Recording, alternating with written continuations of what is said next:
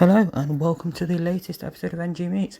This is episode 40 and this week we're speaking to Jasbinder Bilan, who is an award-winning author. Her debut novel, Asha and the Spirit Bird, won the 2019 Costa Children's Book Award.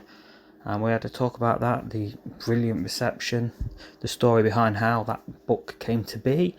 And we're also talking about her next book, Tamarind and the Star of Ishta, which is due in September. And at the end of this episode, we've got an exclusive reading from that novel that you won't hear anywhere else. So be sure to stick around for that. We also talk about the impact the coronavirus lockdown has had on Jasbinder and the kind of events she's been getting involved in terms of virtual events and things like that. So another fascinating show. Hopefully you'll enjoy that. Tune into that. As ever, don't forget you can find all episodes at ngdigital.podbean.com. You can find us on Facebook at ngdigital and at Twitter at ngdigitaluk. So as ever, we'll be back at the end of the episode, but this is NG Meets Jasbinder Bilan.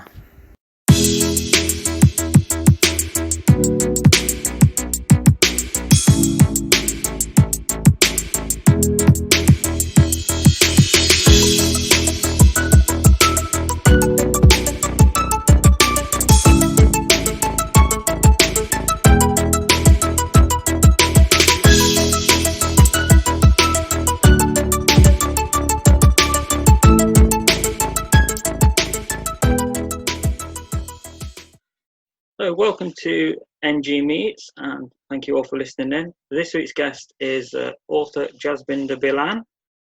First off, thank you very much for joining me this afternoon. Hi Darren, lovely to be here. Not a problem. It's great to get you on as a guest. Obviously it's strange at the moment because obviously we're going to record everything virtually. Exactly. It's been an interesting experience. So how are you finding things at the moment? I guess a lot of your work's done from home anyway. Yeah, it's been a strange kind of time in lots of ways. Like you say, I tend to work from home anyway. So that is kind of has been the same. And kind of at the beginning of lockdown, it felt a bit odd because obviously then the whole family were here as well. So we'd been kind of sharing space. My sons have been doing school and stuff, so my husband's been working, so we've been sort of trying to kind of find space to do our own individual things, which has been fine, but kind of like a little bit of a challenge. And then of course it's been a very strange time of what's been going on kind of throughout the country and throughout the world, and just the fact that it's been a very sad time for lots of people, kind of like a sense of loss. And so I think I've just kind of felt a little bit a bit sort of wrong-footed by it, if you see what I mean, because it seems normal on the one hand when you're at home kind of doing all of these things that are normal, but then when you think about it, it's just so such a different thing to what's ever happened. So it's kind of just it's very strange. It's so unprecedented, isn't it, that it's very difficult to get your head around. Like I say, you can kind of get caught up in just getting on with things. I've been working from home in my day job, which I did sort of flexibly anyway, but it's been obviously like for 3 months non-stop, which has been weird. And then adding in things like homeschooling and that. And it's almost being weird now, like starting to see things open again is kind of strange. Everything everywhere, it just felt so eerily quiet, almost like horror movie style quiet sometimes when you went outside. So exactly. I mean, it just felt really spooky. And what I found really interesting as well is just the way nature took over so quickly.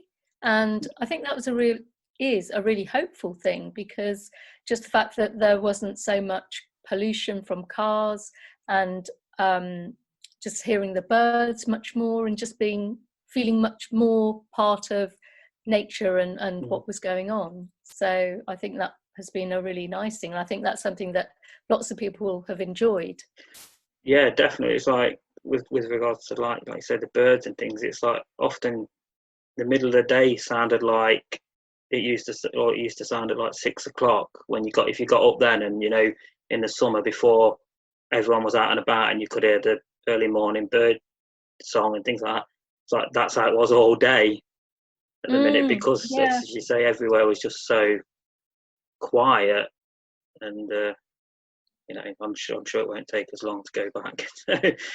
Yeah, well, it's starting to kind of unlock kind of now, and it would just be really lovely to be able to keep some of the good things about it. And it reminded me a lot of when I was growing up, that whole sense of feeling that you could just had to make your own entertainment, little bit sort of bored maybe at certain times, but just trying to think of things that you can do to be creative, really. And I think lots of people have found that, just having to find things to do.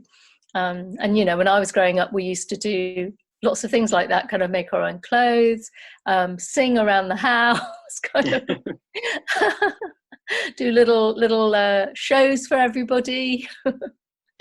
Yes, definitely. Yeah. I mean, I think it's some of the things that have happened. Like, I mean, I've been really impressed personally with like the schools that my kids go to in particular, and how they've adapted to this, and how children in general seem to have adapted to such. It's strange for us, but children, some of who are too young to really understand what's going on, I think have adapted so well to having this, that came, the school shut down very quickly. One day kids are in school, and next it was like, well, you're not back next week, sort of thing. And it's been for 6 months by the time they go back. So I can't imagine that happening when I was at school. It would have been. No, I know, exactly. I know, it's very, very strange. But it's well, we don't know what's going to happen next with it, do we? Obviously, there's a lot of unknowns ahead, I think. With regards, obviously, with your work, I'm not sure. Obviously, I don't know what you had planned in terms of events during this period, because I guess it's perhaps not quite. It's possible that things might be a bit more open by the time you're getting out of that in regards to the new book. I mean, I think maybe not, obviously, because we don't know. But it's a little bit unsure. I mean, I sort of started off with lockdown. I had a lot of festivals that were cancelled, lots of school visits that were cancelled, library visits had quite a full calendar. And what sort of seemed to happen is that there were like a few kind of lull weeks where obviously all of these things were cancelled, but then I think people have very quickly worked out the virtual route through, like we're sort of doing now. And I guess technology has really helped in that sense. And then I did my first sort of virtual book festival quite early on, kind of in March it was. And so, and then from there, things have just kind of speeded up. So I've ended up doing a lot of virtual festivals and doing library kind of visits and various videos. I made a few kind of specifically for my own YouTube channel, but then I was asked to do various bits and pieces. So I've been really busy actually with that. And I think it's sort of quite a challenge having to negotiate all of the technical stuff and working out how it looks and things like that. But and I think it's been quite refreshing, because everybody's been doing very, very normal videos rather than like, kind of glossy singing, dancing videos.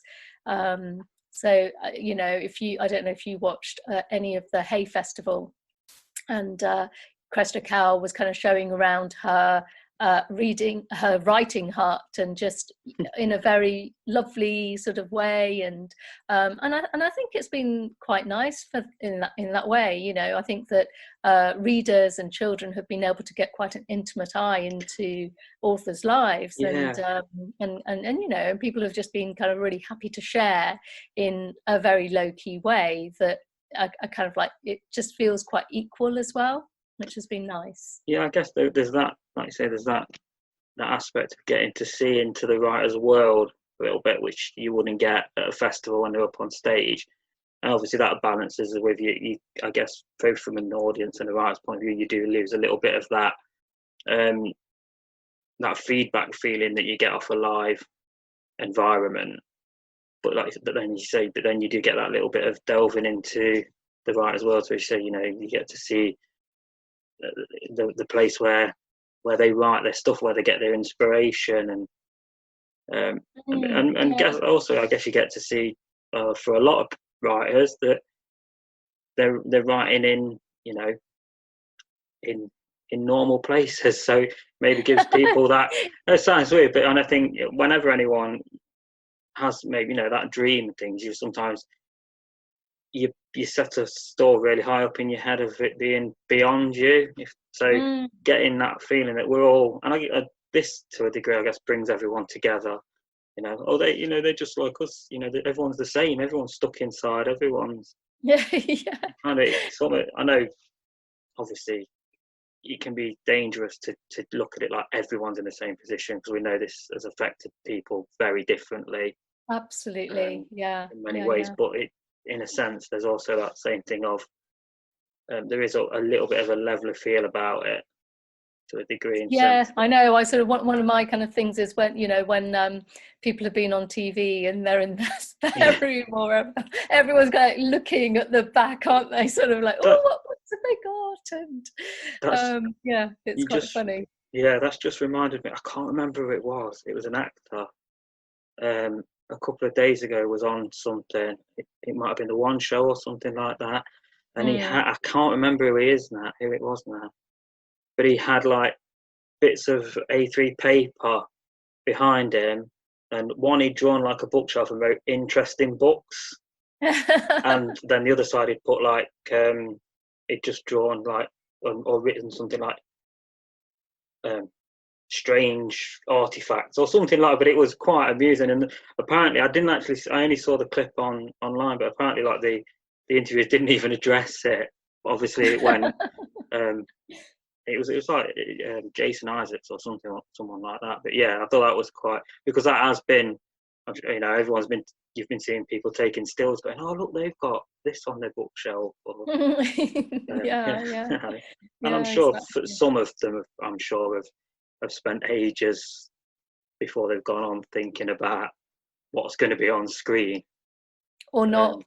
I'm sure some haven't. But, because I think sometimes you're not quite sure, what you're showing. So, I think sort of like a few sneaky things have kind of got in the background. But as you say, it's been. I mean, it's great that kind of thing, though. The whole, Zoom, especially in terms of using Zoom, and that has made things like that happen. Like you say, the fact that you can have virtual festivals is incredible, and groups that have been able to do virtual support groups and all sorts of things that are going on that have been able to keep people engaged and in a loop, because obviously a lot of people will be at times, I'm sure all of us have felt like this is getting on top of us a bit, so having things like that to look forward to and enjoy and to take part in, I think has been so important.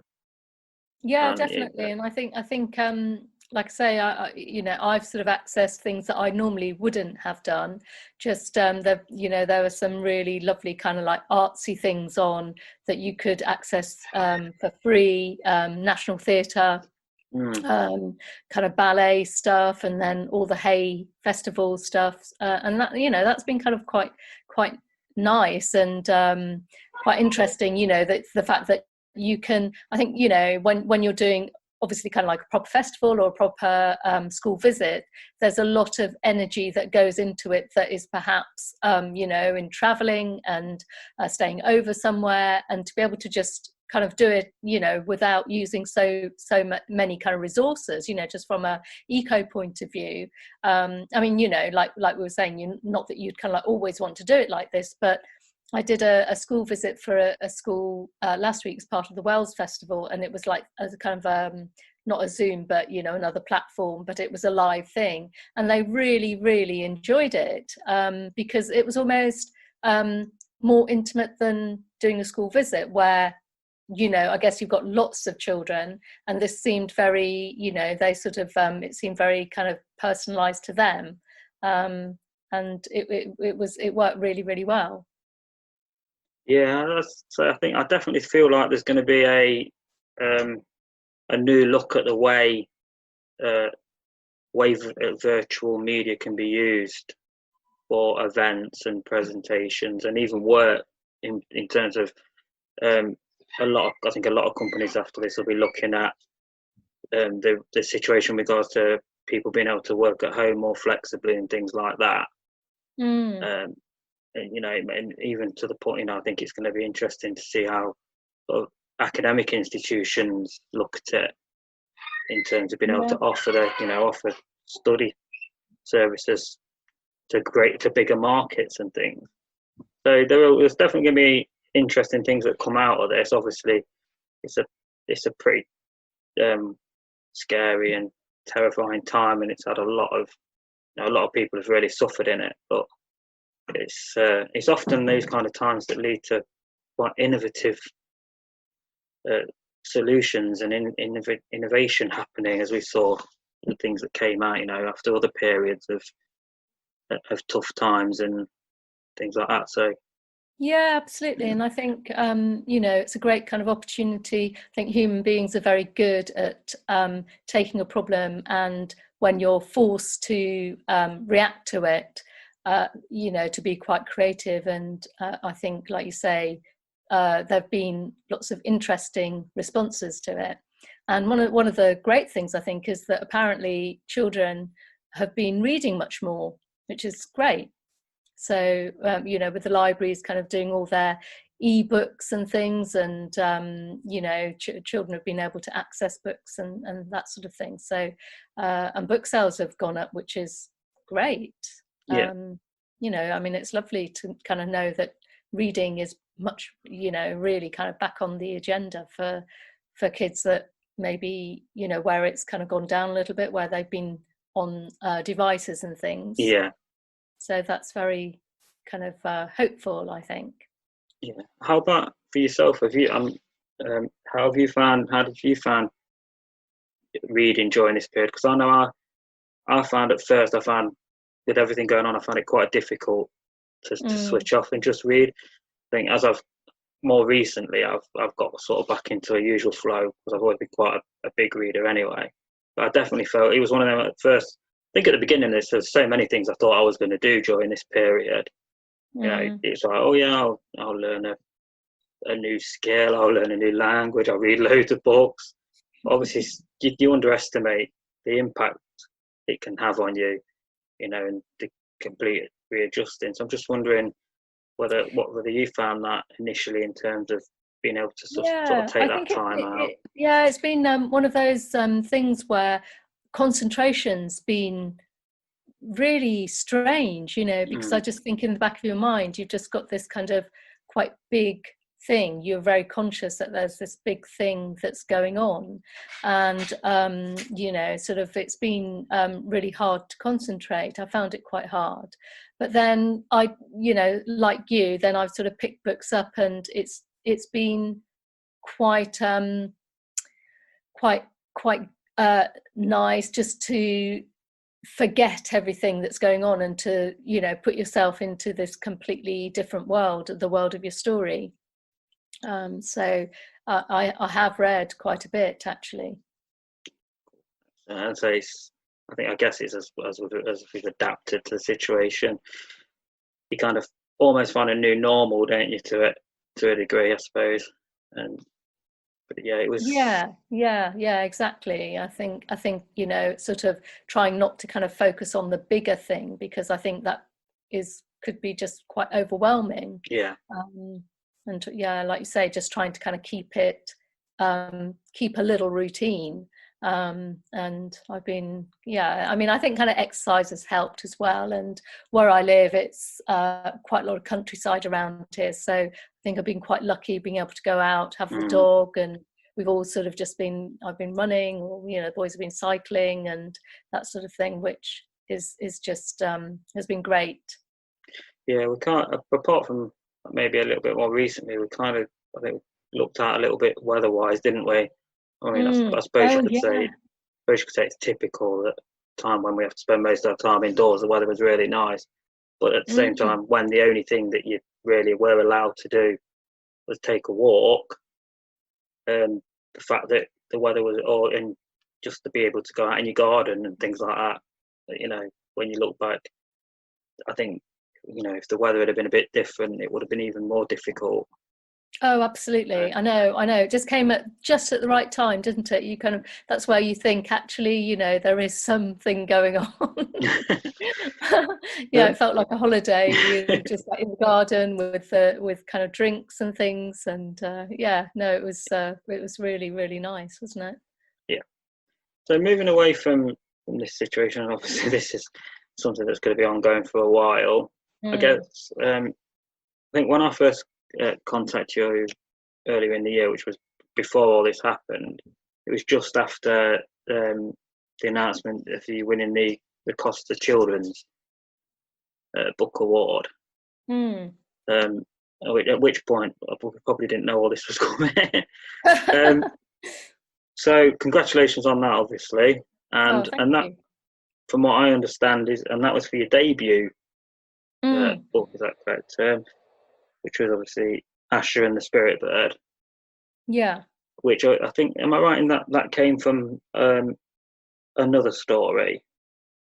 Was it Song of the Mountain, or was that just a previous name right. of it? Yeah, it was. I wrote Asha and the Spirit Bird. It was my dissertation part of my MA in creative writing at Bath Spa that I did, and its original title was Song of the Mountain, and then I entered it for the Times Chicken House Prize in 2017, and won. And part of the winning of the prize was to have the book published, and part of the kind of whole process was to kind of have the title changed. That happens sometimes. So it was to give it a more of appeal to a younger audience. And although at the beginning it felt kind of very weird, to have the story have a different title, I think that actually it really works, because who the story's about, Asha, and it just kind of picks out one of the strongest kind of elements of it, which is the spirit bird. And so I in the end I did really like it. I did really like Song of the Mountain as well, but I think it was kind of more abstract and maybe more lyrical. And then Asha and the Spirit Bird, it just tells it as it is. Yeah, and I think it does. It's there's definitely something about the title. I think that it's almost a poetic title in a way that I think really appeals. And obviously, for those who have seen it, the actual book, it's everything about the start. The artwork on the book as well, and everything. It's got such a strong, eye-catching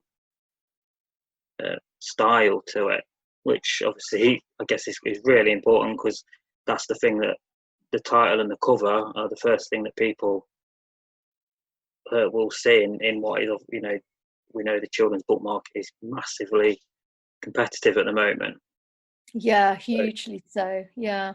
I mean, Chicken House are great at doing book covers, and I was really lucky to have a Romanian artist called H to do the cover for Asha, and she's also done the cover for book 2 as well. And it's stunning, really. It is my book, but yeah. Excellent. And it must have been, what was it like then? Obviously, your debut book, and it came from, as you say, it came from being entered into the Times Book Award. But even so, I imagine you were still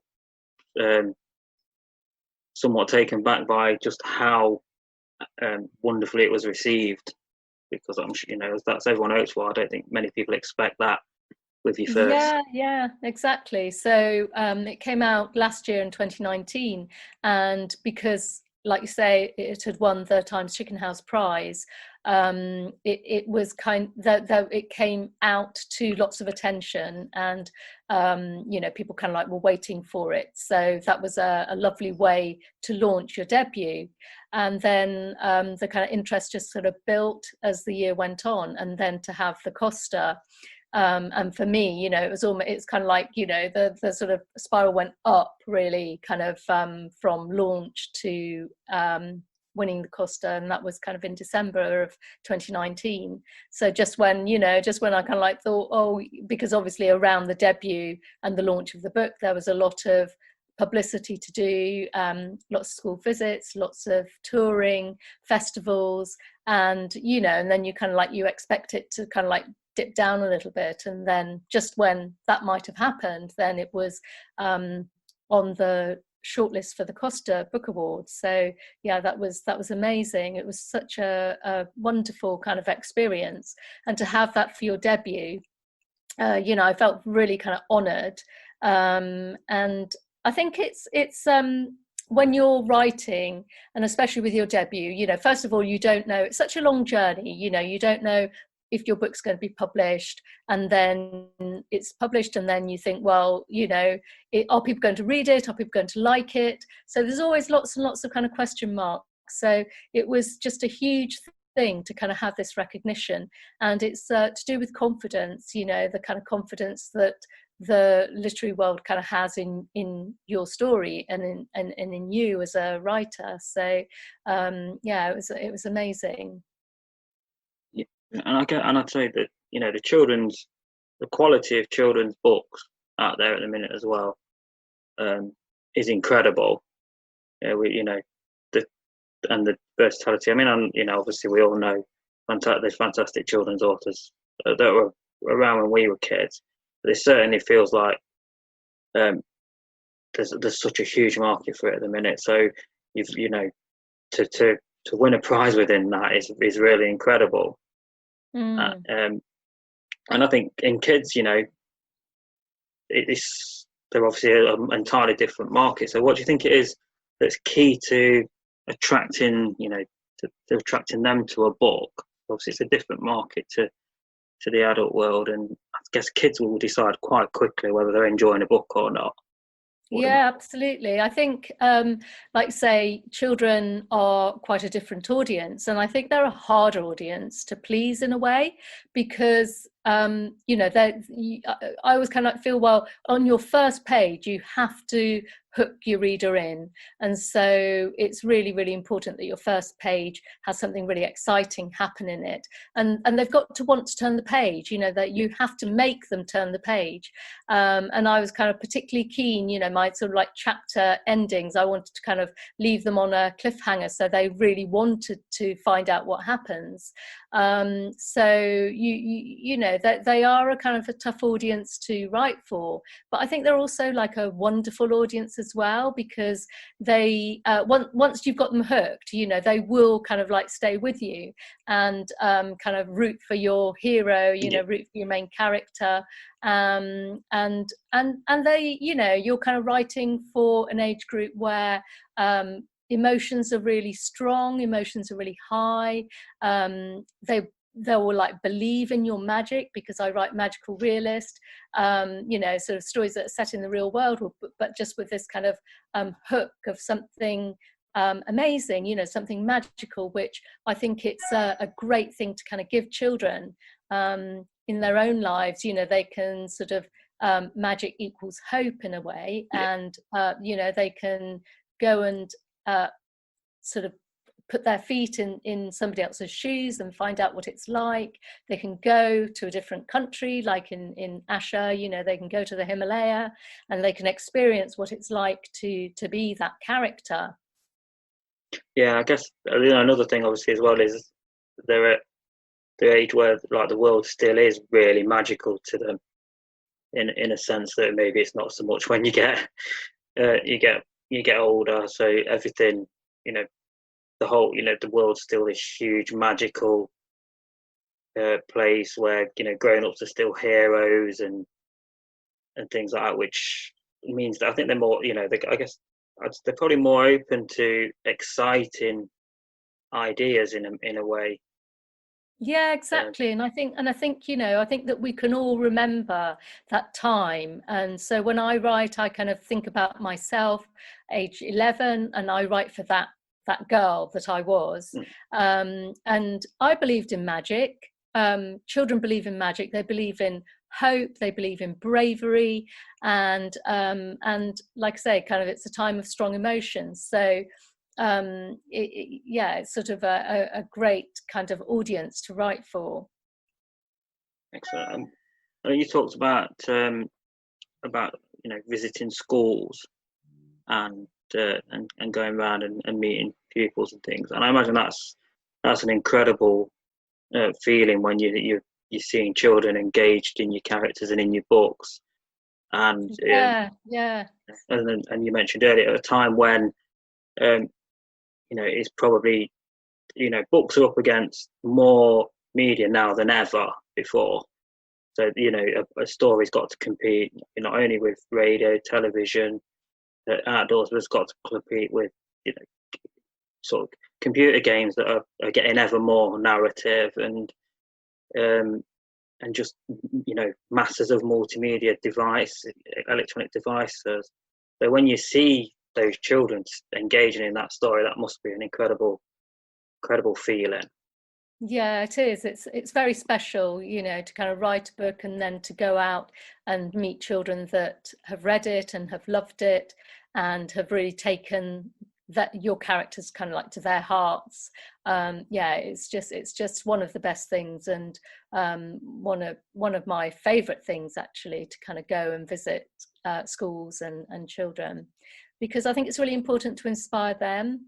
When I was growing up in Nottingham, I went to a great primary school, and we had a lot of creativity, and I'm also kind of patron of reading to a school in Nottingham, and it's just wonderful, to kind of show that someone like me can win the Costa, and to inspire them to maybe kind of follow their dreams. It might not necessarily be that they want to write a book, but I think I hope that I can kind of show, as well as sharing my story, it's about sharing kind of dreams that I had when I was their age, and making them believe in themselves, whatever it is. And I often, when I go to a school, I'll often ask them they love, what they like to do, and then I like to kind of say, well, yes, so you like gym, you're going to be an Olympic gold medal winner, just kind of give them something amazing to kind of aim for,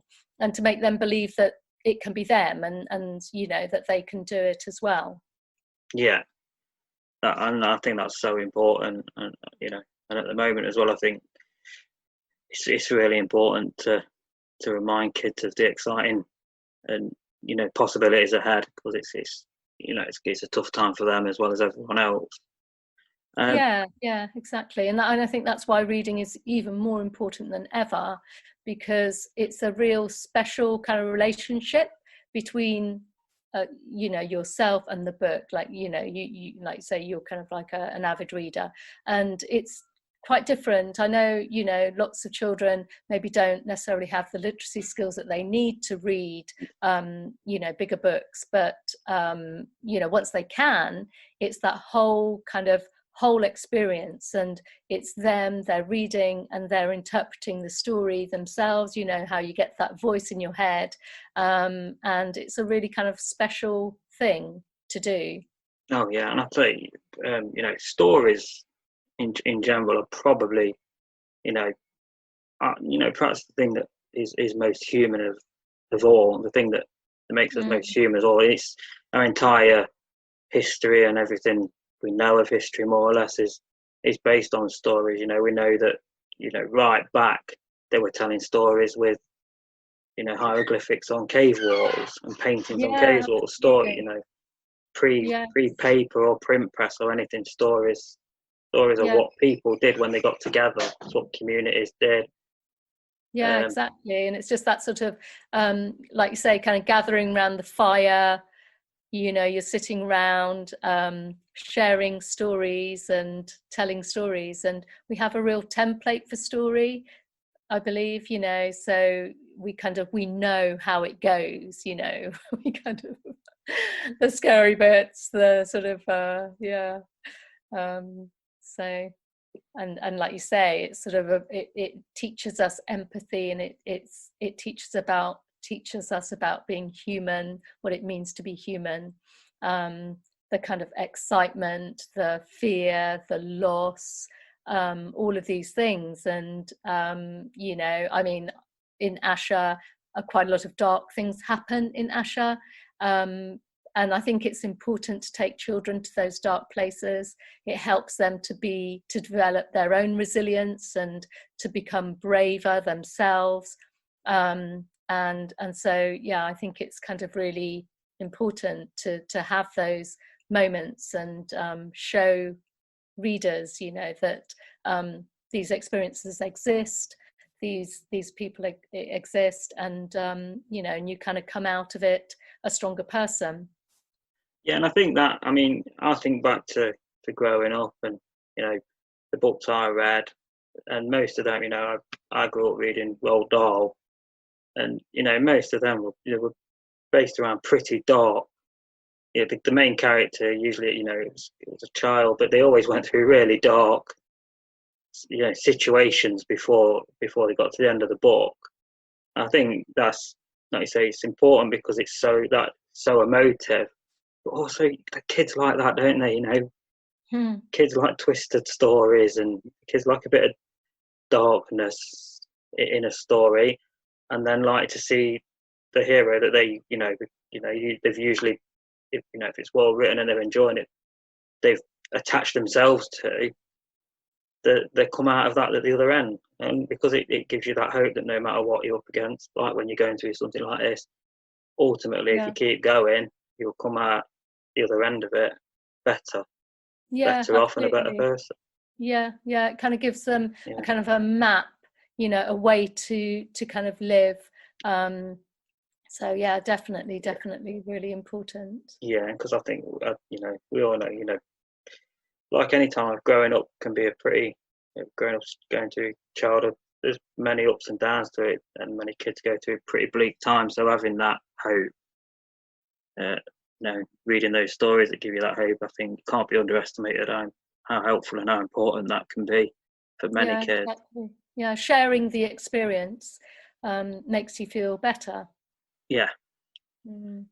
Before we move on to talking about your upcoming book, I wanted to ask you about something that I've noticed you're involved in, which is something called Authors for Oceans. Oh yeah. So, I mean, I guess it's kind of explains what it is in the title. I'm just wondering what the aims of that are, and how it is that sort of you became involved, and what was it that drew you to that organisation? It was Lawrence St John started Authors for Oceans with MG Leonard, and it's a way to get authors kind of together and not necessarily campaign, but just sort of show show your kind of banner, show your support for saving the planet and saving the oceans. So last year I did a panel with Lawrence St John, Nicola Davies and Yuval Zomar about saving the planet and kind of stories that save the planet. So it's just a kind of a collective, and it's really I think so many children are passionate about saving the planet, and it's kind of like a collective kind of way to give voice to that, to that sort of idea that we can all do something small to save this precious thing that we have. And I think, especially through kind of lockdown, a lot of these things have happened because of global warming and the fact that habitats are being destroyed, the fact that humans and wild animals are coming into more contact than they really should, and all the kind of the viral the viral sort of things that animals carry, and that kind of crossover between humans and animals. So it's kind of like a way to give voice to children, really, and to show them that they can come on board, that, you know, we've run competitions and things, and they can go on the website and they can see all their favourite authors are really rooting for the planet, and the things that they can kind of get involved in, and what they can do as well. Yeah, and I think it's so important, isn't it, that obviously with everything going on, and you know, this has all dominated life for everybody and dominated the news cycles and things like that. But it is still important that remember that, you know, the climate change crisis isn't going away because of this. It isn't going to say, well, I'll give you a break. And we saw, like you talked about children, and I think most of us were so inspired by things like the school strikes and things that were happening prior to all this, and definitely. you know, and group organized things that organisations like Extinction Rebellion were involved in. But you know, it's so important that we don't forget that that's something that's still a huge issue. When, you know, and understandably, people at the moment are obviously focusing on what's happening now, and are very worried about what impact it's going to have on them personally ahead, in terms of, you know, the economic hit that we're going to take over everything that's happened. But the climate situation's still a crisis, and still happening, and still needs to be tackled fast. If we haven't already left it too late, which hopefully we haven't.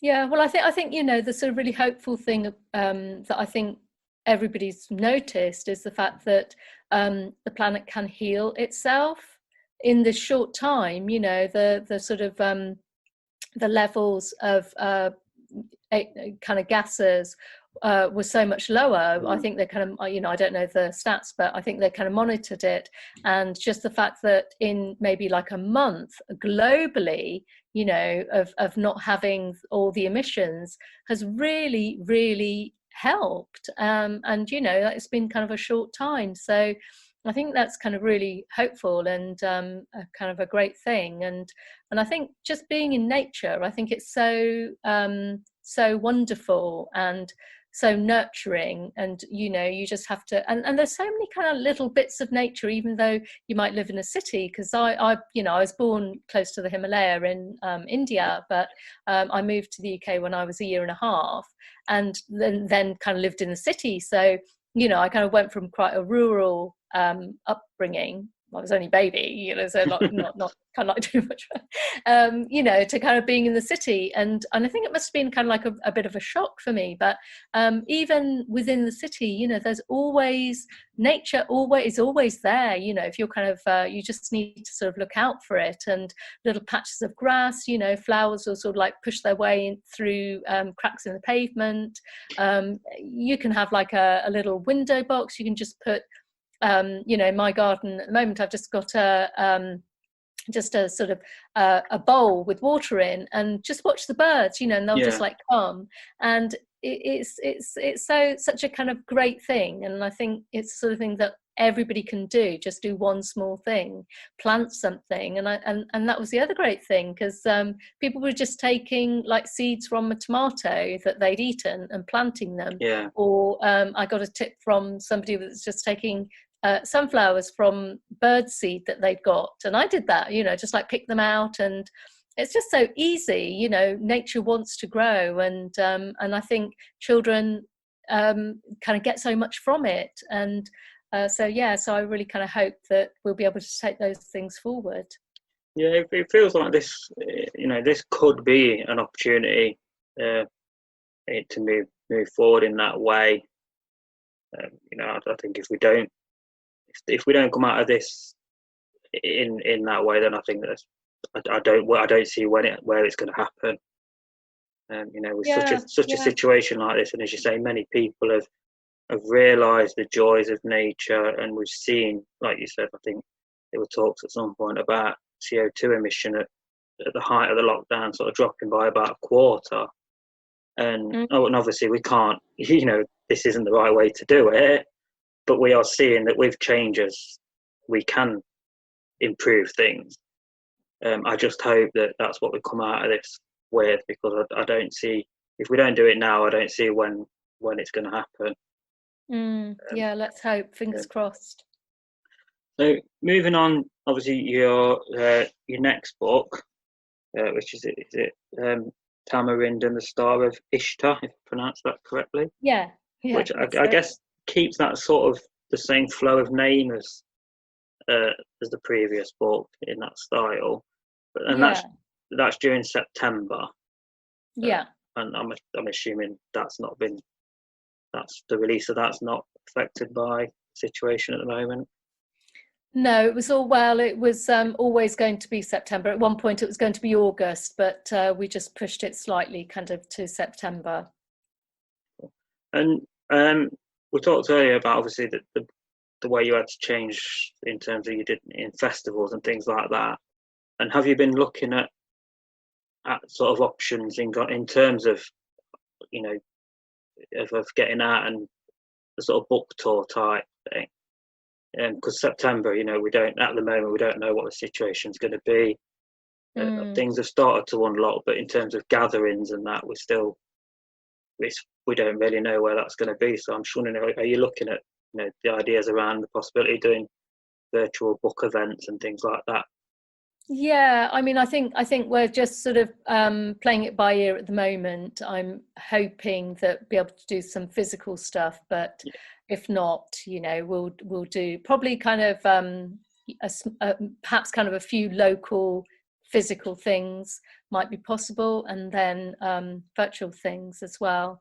So I'm going to record some events for Cheltenham. I'm doing Cheltenham Festival and then Bath Festival.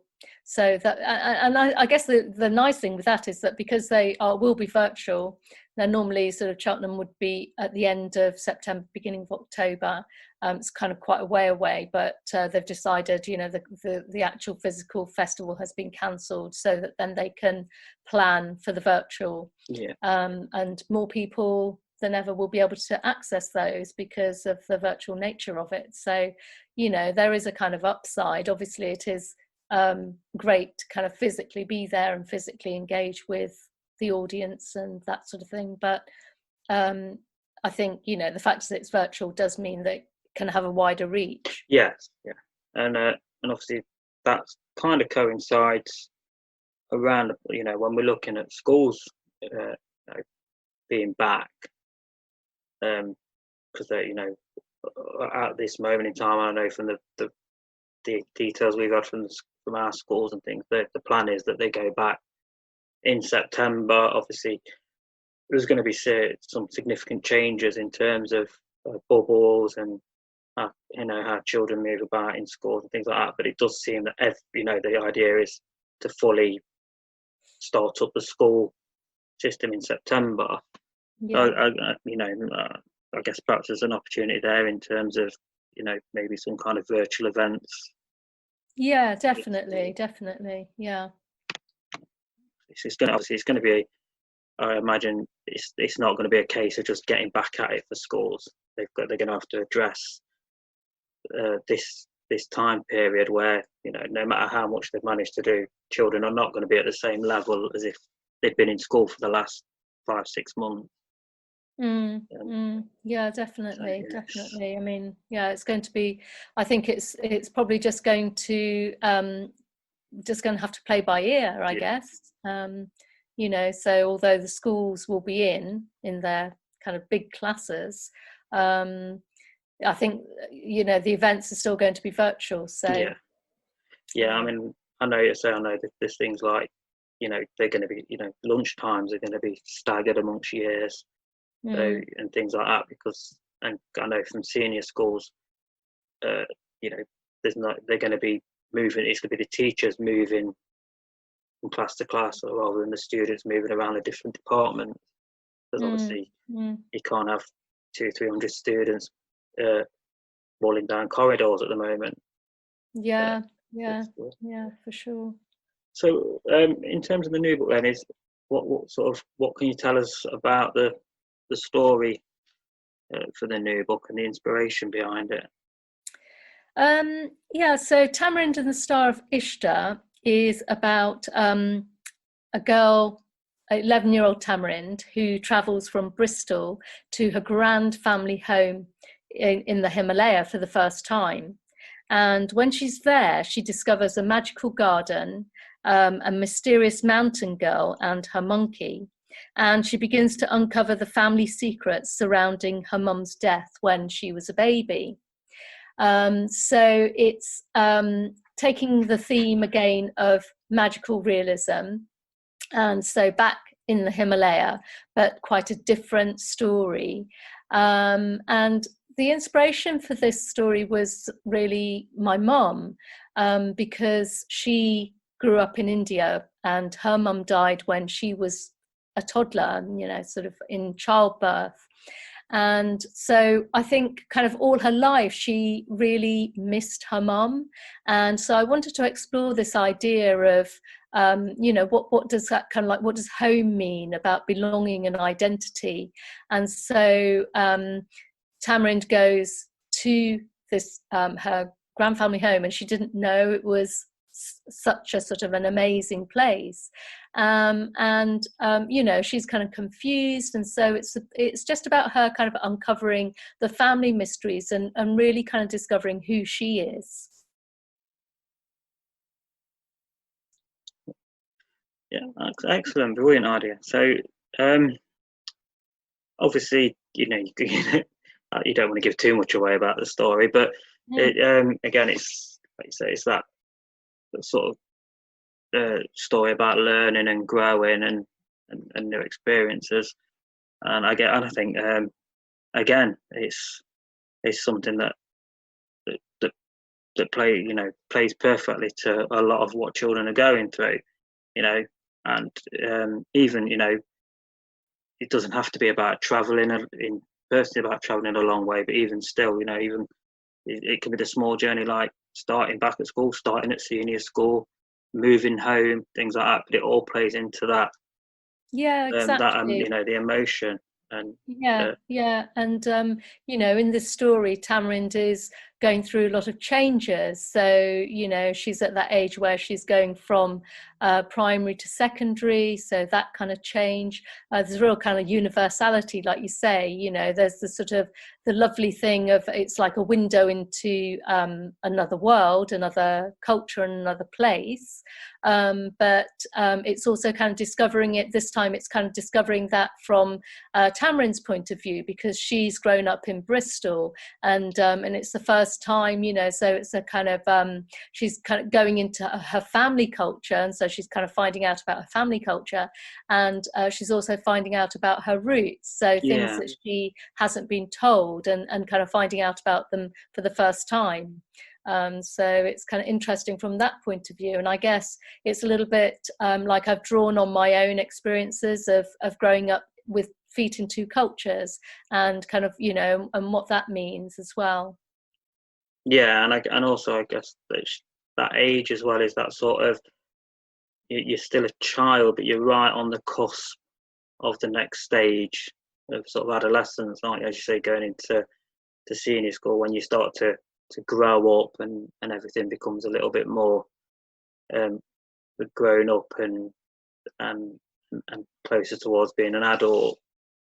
Yeah, exactly. It's sort of, it really is a sort of, that step from primary to senior school is such a huge sort of such a huge step and change. So it's almost like the last step of being, I guess, a kid, as opposed to an adolescent almost. I don't want to take up too much more of your time. It's been great to chat to you, but I know. I just wanted to ask, because I know, I believe you're now living down in Bath. That's correct. So I'm just wondering, what are the things you miss most about Nottingham? Well, I do sort of keep my connections up there. My mum's still lives in Nottingham. My brother's in Nottingham, so I do kind of come back. I think it's sort of what do I miss? I miss my family, I suppose, and just that familiarity. I mean, I moved away when I was 18, so I haven't lived full time in Nottingham for a long time. But I think, you know, you never kind of lose that sense of belonging, and I think you always kind of like see it through kind of rose tinted spectacles. And like, you know, we used to when I was growing up, we used to kind of go around like the area where we lived, kind of go out and have adventures. So you know, it all like holds very fond memories for me. And we'd go to Woollerton Park, we'd do long walks with our dog Sabre, and just sort of discover things really. And we used to love going into the museum. And I don't know if you've been in recently, but there's the sort of the flat-faced orangutan, and we used to, you know, they're like, that's a real like kid thing, you know, you'd have to like go and see him. So that, you know, it's just you know, the place I grew up, and it's home really. And I know when I read on your website you were talking about you know, Woollerton Park, and so I grew up and have always lived on that side of Nottingham, so Woollerton Park's like one of my favourite places. It's incredible, and like you say, the museum's great. And I looked a couple of years ago when they had the Dinosaurs of China exhibition on there, which was stunning. So it's it's one of those places I feel we're so lucky to have, you know, right in that's so easily accessible in the midst of such a built up area. Yeah, exactly. Yeah. So I know you're going to do a short reading for us in a moment from Tamarind and the Star of Ishta.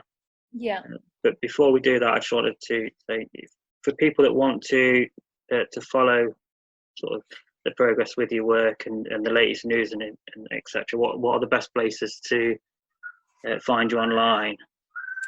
Well, I'm on Twitter, so I kind of tweet quite a bit, and I'm also on Instagram, put things up on there. I also have a blog on my website, so I kind of put new things that are happening on the blog.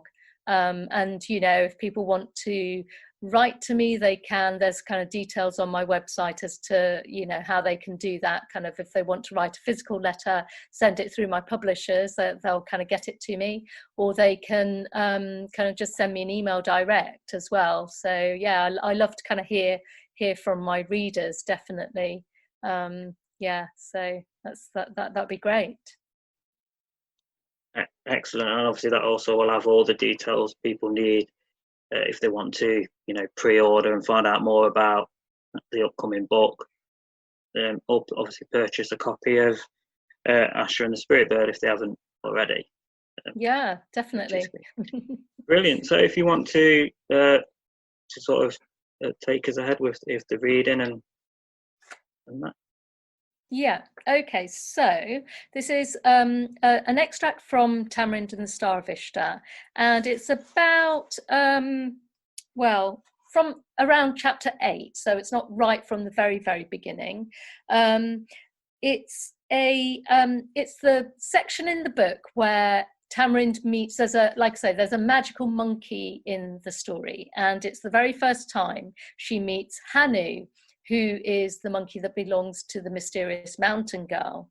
And just to set the context a bit, so Tamarind's arrived at her kind of grand family home, and it's not what she expected, and the food is not kind of quite what she's used to, and then just as she's starting to feel a little bit at home, her cousin Sophia arrives, and her cousin Sophia has been away at boarding school.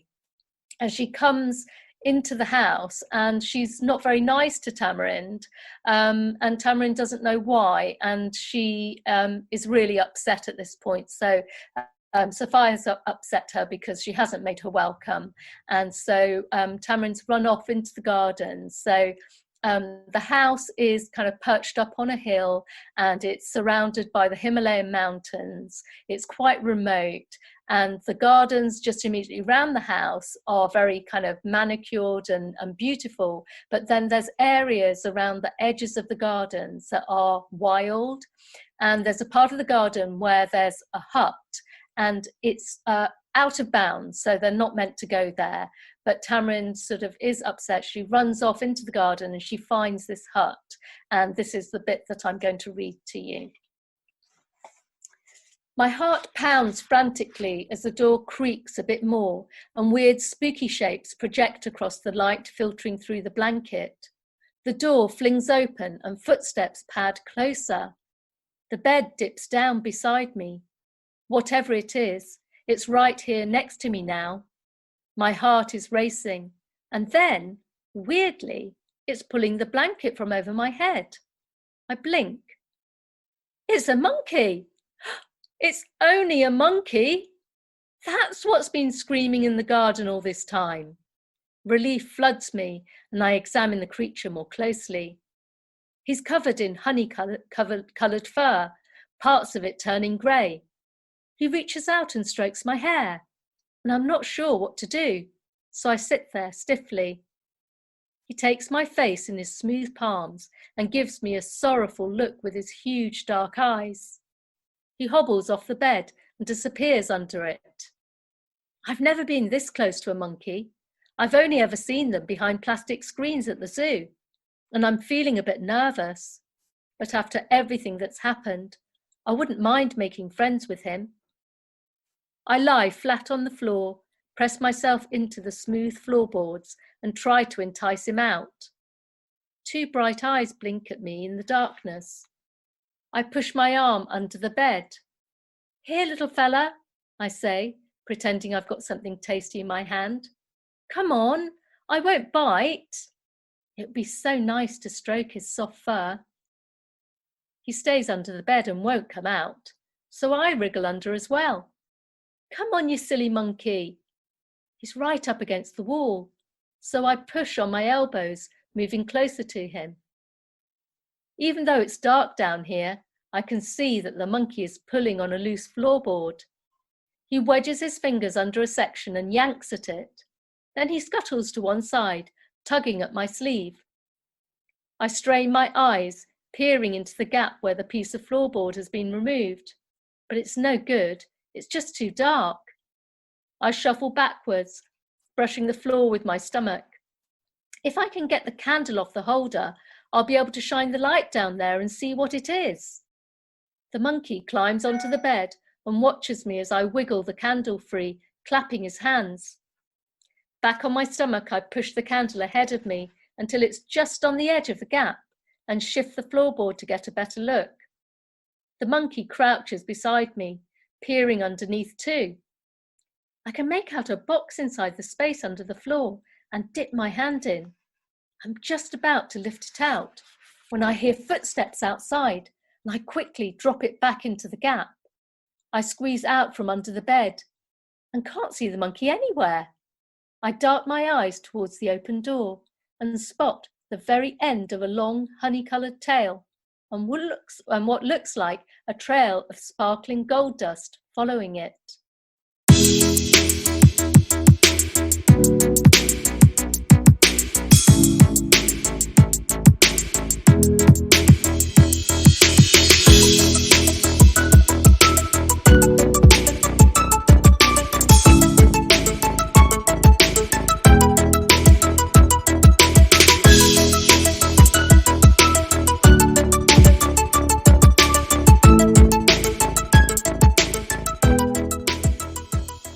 So, a massive thank you there to Jasbinder Bilan for speaking to us and for that exclusive reading from her upcoming novel, Tamarind and the Star of Ishta, which is out in September.